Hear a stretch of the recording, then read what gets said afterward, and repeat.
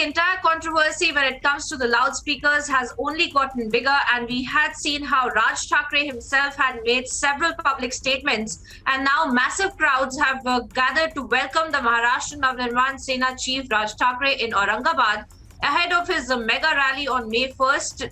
And Raj Thackeray made a grand entry in Aurangabad on Saturday, where he was welcomed by hundreds of supporters with dolls, fireworks, and chants of Jai Shri Ram as well.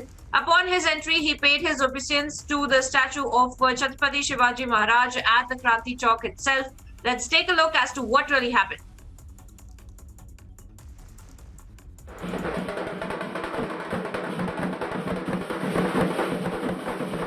Raj Thackeray has arrived in Aurangabad. He made an entry with a large procession of vehicles right where we are now at Kranti Chowk in the city, where there is a very large statue of Chhatrapati Shivaji Maharaj, which you can see, and he made a beeline right for it. The MNS chief walked around there to the bottom of the statue where there was a portrait of Chhatrapati Shivaji Maharaj, and he laid a garland over there and sought Shivaji's blessings. Raj Thackeray will address a massive rally here. Potential for political shift on two fronts, two seismic shifts. One is what we have been hearing, what our sources have told us, that the RSS has okayed in principle an alliance between the BJP and the MNS. Now, what will be the political, the details and minutiae of that alliance, that we are yet to find out, because both sides have been quite cagey about it. But there are key elections happening here, municipal elections in Aurangabad, Pimpri Chinchwad, Pune and Mumbai, and the MNS wants to win those, and also then the Lok Sabha and the assembly elections in Maharashtra as well. On the other side, Imtiaz Jalil, the AIMIM MP, elected MP from Aurangabad, he told us that the mere fact that Raj Thackeray is being allowed to hold this rally is a product of a ploy by the NCP to stick it to the Shiv Sena, because they want to counterbalance the Shiv Sena by allowing the MNS to have its way here. And with the Congress on its last legs, he has accused the NCP of this and allowing the MNS here to create an atmosphere where there is a potential for something wrong to happen, which is what the government was afraid of, the state government here, why they weren't giving permission, why Section 144 has been imposed here till the 9th of May. सब लोग इंतजार कर रहे हैं कि 1 मई कब आता है, 6 बजे, कब 6 बजते हैं, और सन्मान्य राज साहब ठाकरे के विचार हम कब सुनते हैं। ऐसा माहौल बन गया पूरे इस संभाजीनगर सिटी में, पूरे मराठवाड़ा में सब लोग इंतजार कर रहे हैं राज साहब के विचार सुनने का। मिस्टर धोत्रे, आप कह रहे हैं कि 1 लाख लोग आएंगे, और जितना तक मैंने देखा है बहुत लोग आएंगे, बट ये जो रैली है इसके लिए परमिशन दिया गया है 15,000 लोगों का, और उसके अलावा भी बहुत सारे रिस्ट्रिक्शंस लगाए हुए हैं। MNS का क्या कहना है, इस रिस्ट्रिक्शंस को आप कैसे देखते हो? रिस्ट्रिक्शंस क्या, जो उन्होंने रिस्ट्रिक्शंस दिया है, हम ज़्यादा से ज़्यादा कैसे वो रिस्ट्रिक्शंस फॉलो करेंगे वो सोचेंगे, लेकिन ऐसा कुछ ये नहीं है कि अभी तो रैली होने वाली है। At the big Maidan in Aurangabad, it's a rally for which permission has been given at the very last stage with a number of conditions. Like, for instance, he can't say anything that would impinge on communities or castes or creed.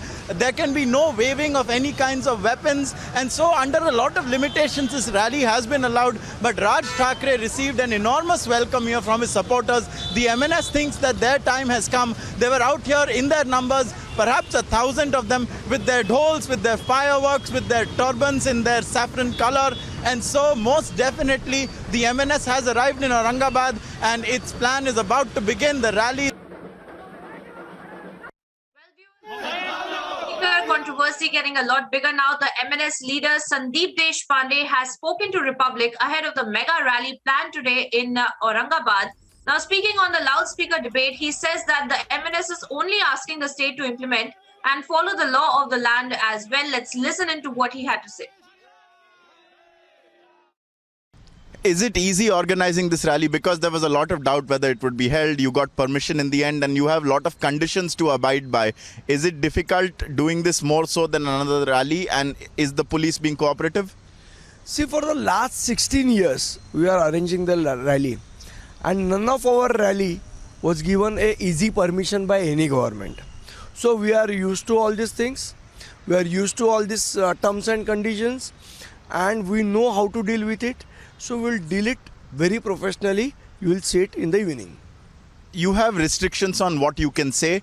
You can also not wave swords like normally happens. And even the people who will be attending the rally have been told to be responsible. Are you worried of any law and order repercussion or any crackdown by the police on you if something goes even slightly out of the script? Not at all.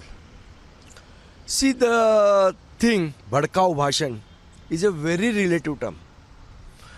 Whatever you think is Bhadkau, I may not think it is Bhadkau. So that is a very relative term. And there is no definition for this. And I think whatever Raj Sahib says always in his rally is within the limits of the law of the land. We have been talking about the law of the land for the last two sabhas. What he was saying that you should be abide by the Supreme Court judgment. You should be abide by the judgment given by different high courts.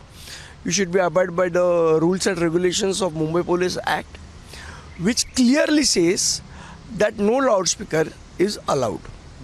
So I think what we are trying to say is you should follow the law of the land. The persons who are saying that we will not follow the law of the land are the culprits of disturbing law and order, not us. Well, there you have it. The entire controversy when it comes to the loudspeaker is only getting bigger now that there is a mega rally that is all set to be addressed by the MNS chief Raj Thackeray himself in Aurangabad. And those are the visuals, viewers, on your screens of the kind of grand welcome that he was really given in Aurangabad itself, where he had promised to address all of the MNS workers.